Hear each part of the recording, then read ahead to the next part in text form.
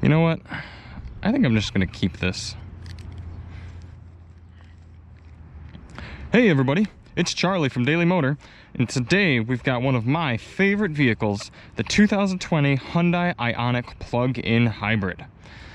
Now this is the limited model, coming in at about $34,000, so it's a bit on the pricey side for an eco vehicle, but being the plug-in hybrid variant of the three Ioniqs, it's the best of all packages, because you've got the normal, just standard hybrid Ioniq, kind of competes with the Prius. Then you've got the fully electric Ioniq, which only has about 170 miles of electric range.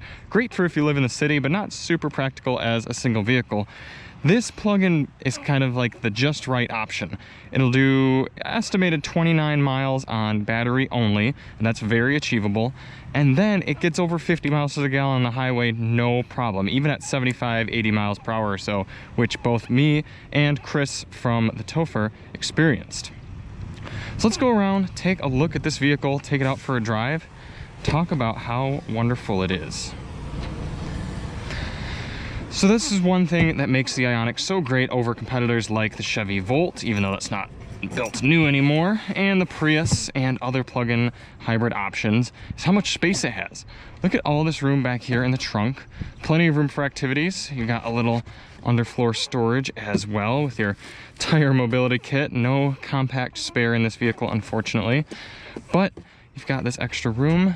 And then right here, you've got your little baggie for the wall charger, so you can plug it into your garage, and overnight you get yourself a full 29 miles of electric range. Very easy to use, nicely stored. You do have this cargo cover, which I never really use, but it is nice if you had something valuable in your trunk, you could cover it up, keep it out of the sun, or just keep it out of other people's eyes, and it pops out of there real easy if need be. Before we shut the trunk, let's come around, unlock the vehicle, take a look at how the seats fold. Now, the driver has an easy entry seat, so when you start the vehicle, that seat actually scoots forward. So I predict if we try to fold this, it's not gonna go super well. Prediction is correct, but kind of force it down there, reach through here and fold passenger side seat as well. Fairly easy to do. And then we don't have a completely flat load floor, but it's pretty decent, allows you a very good amount of space. I actually loaded a living room TV entertainment center in an Ioniq electric one, same amount of space, so really usable, and I really appreciate that. You even have some tie downs here. They are plastic, so they're not like hardcore metal tie downs into the floor like some other vehicles, so keep that in mind if that's something you need. Let's get these seats back up. Oh no, did this come out? There we go.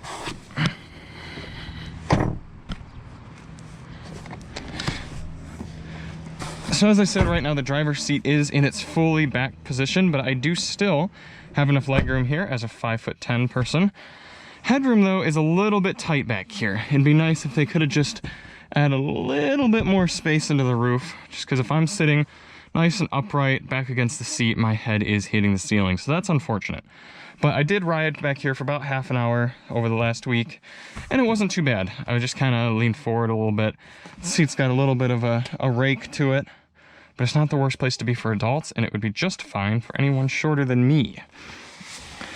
Back doesn't really have too much else going on. You do have a center armrest here, but these are hard cup holders, no sort of grips there. No power points either, so that's a bit of a disappointment. Would have been nice if they could have at least thrown a USB port or 12 volt back there. But you do have a little bit of storage, some nice grippy storage in the door, so that's good to see. And some handles. Now, for the Ionic Styling, there was a little bit of a facelift, I believe in 2020, it might have been 2019, but I think it looks great. I think it looks so much better than the Prius, oh my goodness.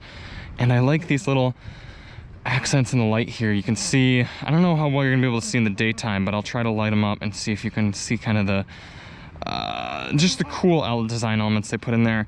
And I like these Aero wheels as well, so it looks like what you'd get on maybe sort of an Aero cover like on old Prius wheels or something, but these are all aluminum alloy, so they've kind of got that Aero look, but still easy to clean and looks good.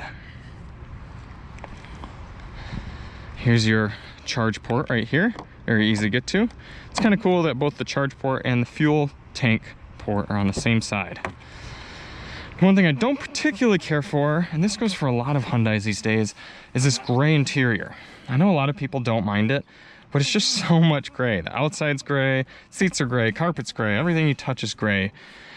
I don't know, it'd just be nice to have a good clean black, or maybe a tan, just kind of set the car off a little bit. I think the gray is a bit cheap looking, but maybe I'm in the minority, I don't know. So I'm actually going to power up the vehicle. You can see my seat moves forward. So I'm gonna give myself a little bit of airflow here while we're sitting and talking about the interior of the Ioniq plug-in. Got this nice big, just over 10-inch display here on the limited model. It wants me to agree to follow the traffic rules. I'm okay with that for the most part. Let that load up. Very nice gauge cluster here. You've got tons of information in the center. Your range for both electricity and gasoline, average fuel economy, trip information. I mean, look at this. 858 miles on the trip meter, and we're averaging 58 miles to the gallon. That's awesome. It really is. Go through here, you got a big old digital speed readout if that's all you want. Some information on your driving style. And you can see I haven't been particularly easy on this car, and it's still been pumping out great numbers. Then you also have your kind of how you're driving right here, so how much throttle you're applying. You kind of see if you keep it in that eco range, it stays battery only. If you get up into power, then it's going to kick in the engine and help you out. Over here you've got your battery charge remaining and your fuel remaining, as well as a range and odometer, temperature, all that good stuff. So you can see our nice big display. I really like what Hyundai's done with their big center display here. They did need to liven up their infotainment a bit, and they did just that. So you've got a really good, easy to use map system here, some buttons that you can use if you don't want to pinch and zoom, a few different settings. Then here's kind of your home display. And you know what, with the sun, I'm actually gonna flip the car around. Whoops. See if maybe you can see it a little bit better. All right, so we've got the car kind of facing away from the sun now. Hopefully you can see the screen a bit better. Got some radio controls here. The radio works really well.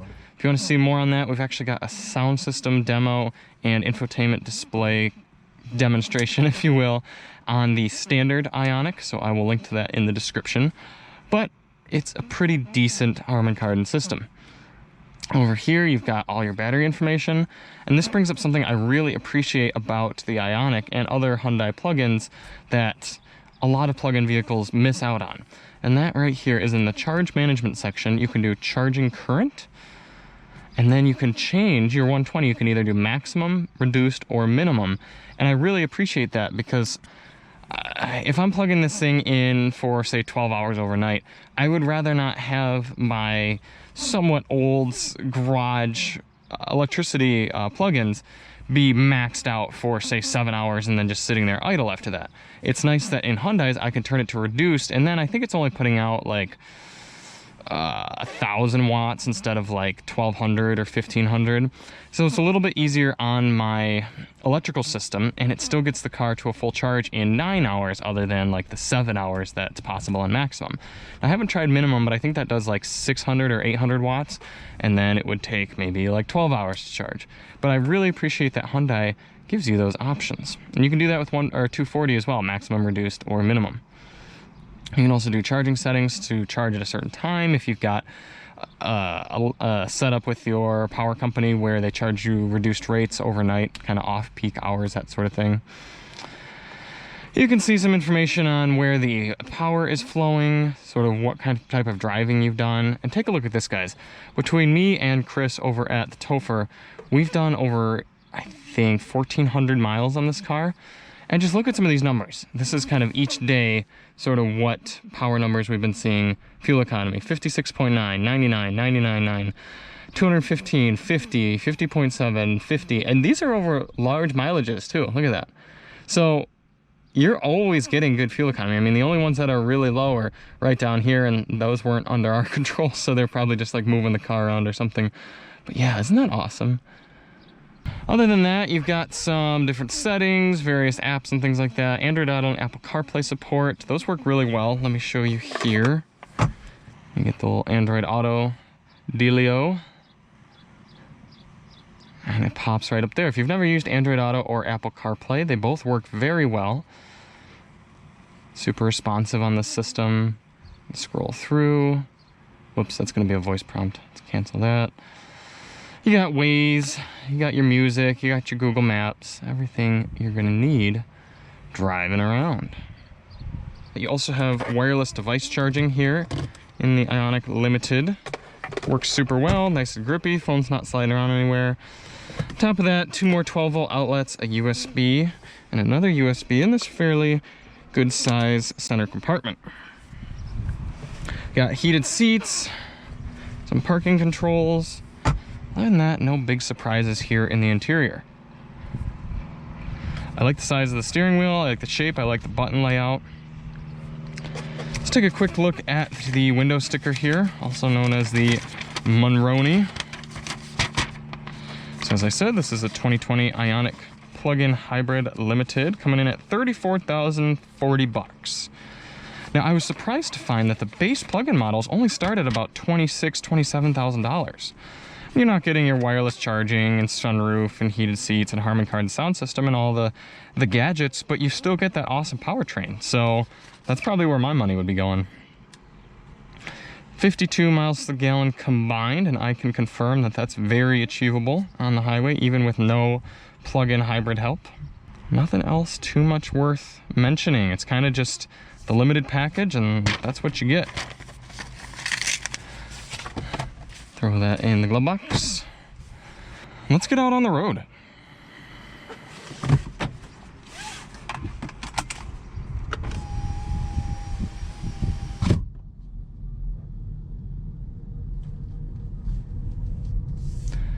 So you do get a little bit of sort of a futuristic whirring sound as you're driving around slow speeds in electric mode. That just kind of lets pedestrians and other people around know that there's an electric car moving around them. Kind of lets the driver know as well. So if you leave the car in gear and take your foot off the brake, then you're going to hear something happening rather than the car just moving forward into a ditch or a tree or a lamppost.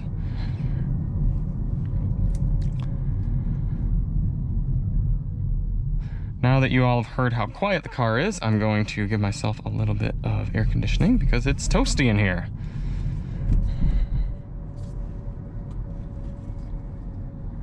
So I'm going to do the first part of this test completely electric only, just so you guys can kind of get an idea of how much power is available to you usably using just electricity.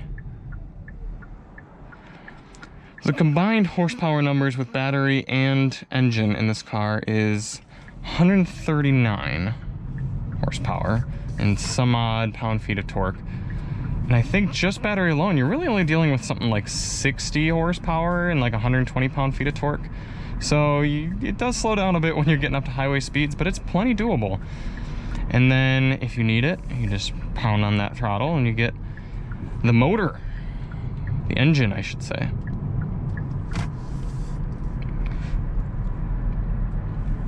So it might be a bit tough to see in this setting. Make sure this brightness is all the way up. That actually helps a bit. Didn't realize that was so low. But there's that little eco bar on the side there. That shows me how hard I can press the throttle and still stay in battery only mode. If I get myself up into that power section, then the engine's gonna kick on and help me get going.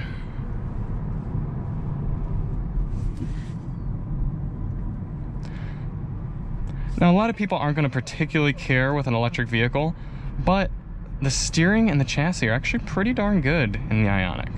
The steering's got a decent weight to it. It's kind of satisfying to throw around. It rides decently for this price point. You can tell it's a little heavy. There's a good bit of wallowing over the bigger bumps, but it's not too bad. So here I am up to 60 miles per hour, no problem, and didn't use a drop in gasoline. You do have paddle shifters in the Ioniq, and what those are for when you're driving around in normal, hybrid, and electric modes are the amount of regeneration you get on braking. So if I left paddle down, I get level 3 up on the dash, and that slows me down pretty significantly here. So I didn't use the brake pedal at all coming into this corner. It was all just paddle regeneration. And that does bring up one of the few other complaints about the Ioniq, is that its regeneration is not super smooth.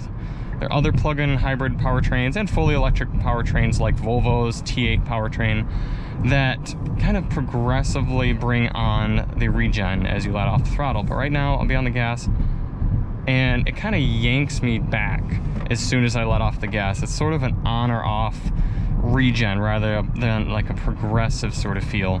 So it would be nice if Hyundai could make that a bit smoother.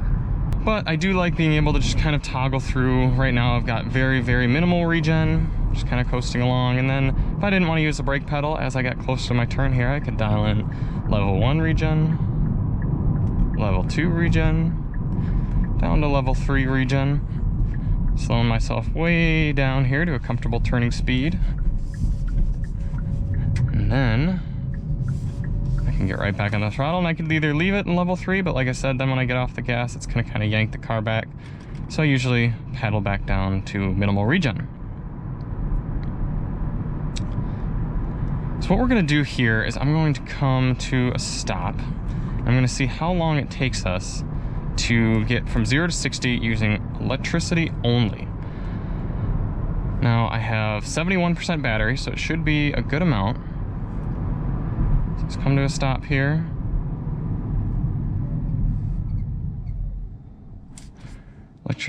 AC off.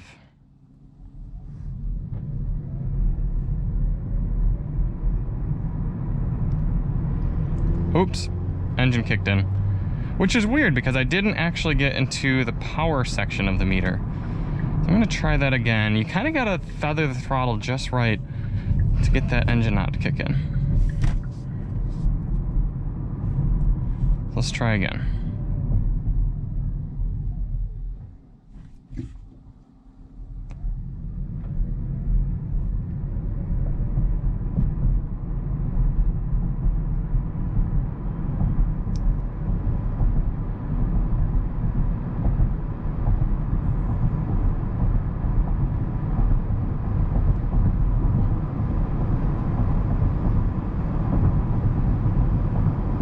There we are, 60 miles per hour. I'll have to see how long that took, but it did require a good amount of modulation and just hoping the engine wasn't gonna kick on, I suppose. I don't know why it came in that time without getting into the power section. Maybe I blipped it just for a quick sec with too much throttle. So now, as we pull out into this section, I'm going to switch into S mode. And that is kind of full power, understandably. It's sport. And you want to drive this car sporty, it does its best. It dials in a bunch of throttle response. Doesn't mean it's exactly a speed demon, but it's plenty of power for messing around. And you can actually use the paddle shifters in this case for shifting gears. It's a 6-speed dual clutch automatic transmission. Pretty responsive. No problem getting on up to 70 miles per hour or so. Let's drive this Ioniq sporty a bit here. Let's toss it through this roundabout, see how it does. And I'll tell you, these eco tires do give up the ghost pretty quick.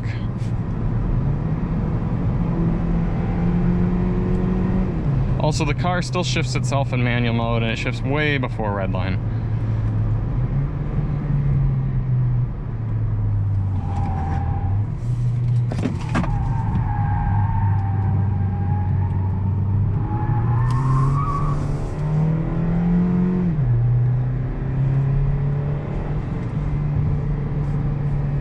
So you can have a little bit of fun with it. It's no speed demon, but it's kind of fun to make the tires squeal. So a few of the other drive modes that are important in the Ioniq. When you're just driving around normally with battery, you're in EV mode, electric vehicle mode. You can press this button right here and get automatic mode. And that's really cool. It's something you don't see in a lot of plug-in hybrids. And what that kind of does is it optimizes what's the best form of propulsion to be using given your speed and throttle inputs. So EV is kind of like, all right, maximize, use up the battery for the most part, get that depleted, and then go to gasoline when you have to.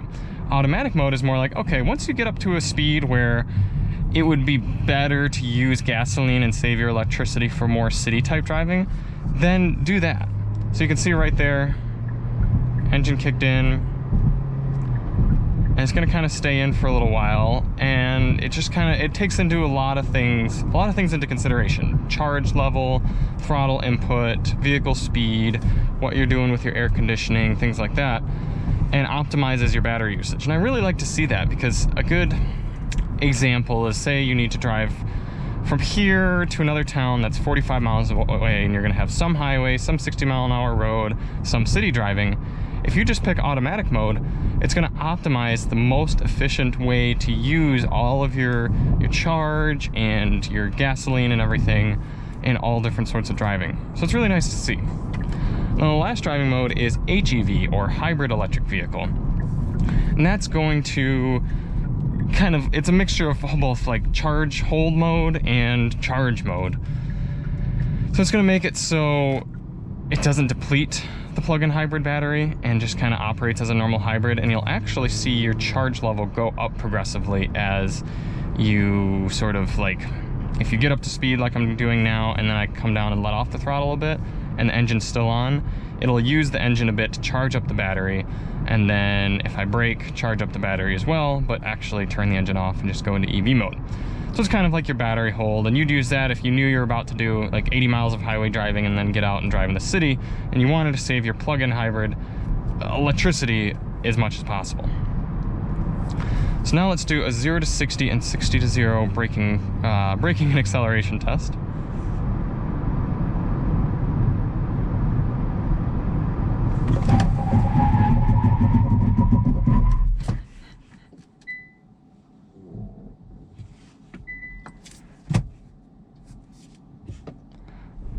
Actually going to pull forward just a bit here, get the engine on, get past this broken section of asphalt. Air conditioning off again.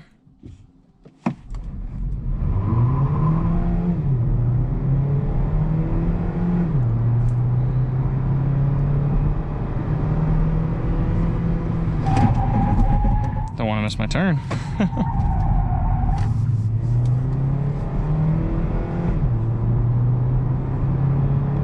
So it's a fun car to kind of scoot around.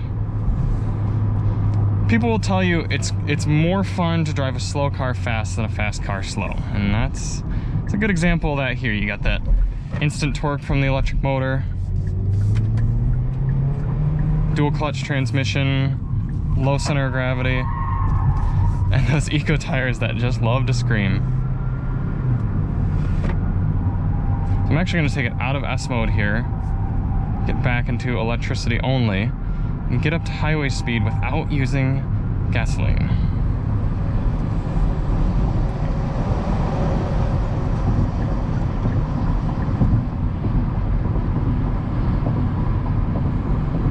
It's taken a little while, but engine has not kicked in.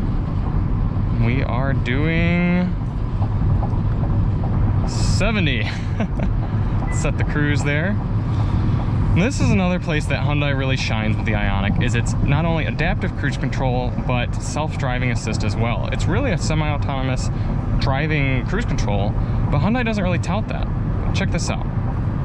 Hands off the wheel, and the car's doing it itself. Isn't that cool?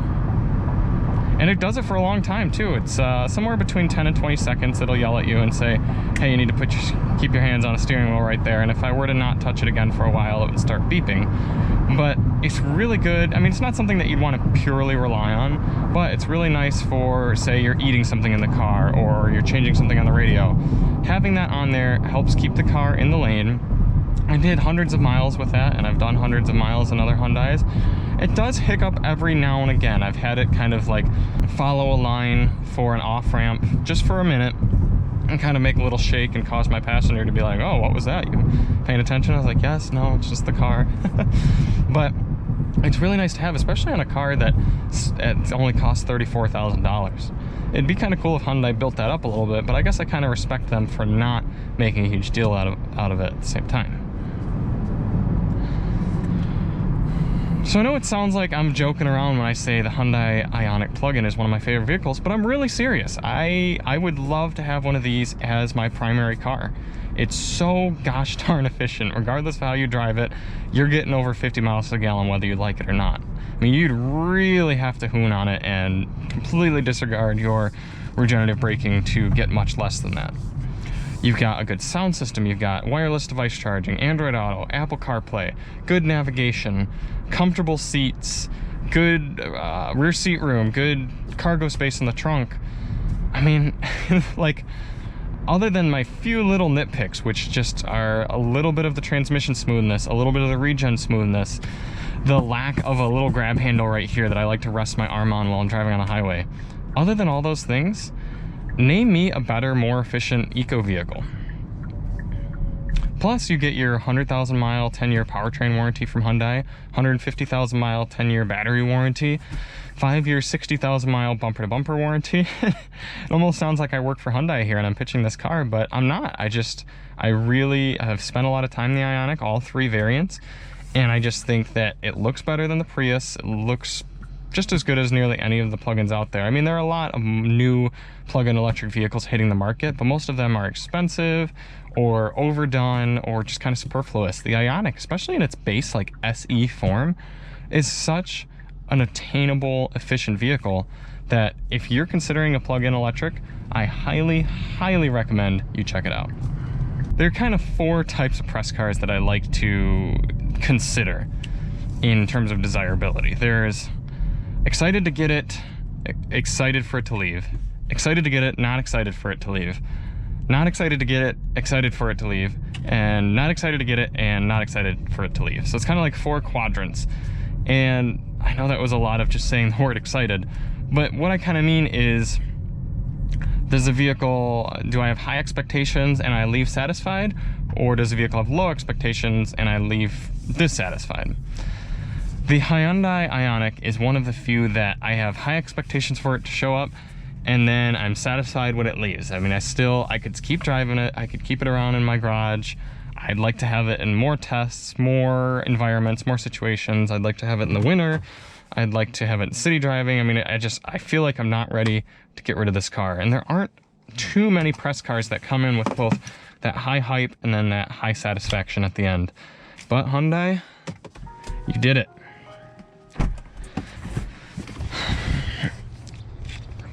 Anyway, as I said, if you guys want to see more on the Ioniq, we've got a sound system demo on the standard version. Unfortunately, we weren't able to get a review out on the standard version when we had it, but it's pretty much just as good as this plug-in without having the plug-in parts. Still a good car though, still definitely better than the Prius. If you liked the video, please hit that subscribe button. Check out some of our other reviews. Let us know if there are any cars you'd like to see. Hit us up in the comments and with any questions or comments on the review. And keep an eye out for some other cool cars coming up here soon. I'm Charlie from Daily Motor, and as always, drive on.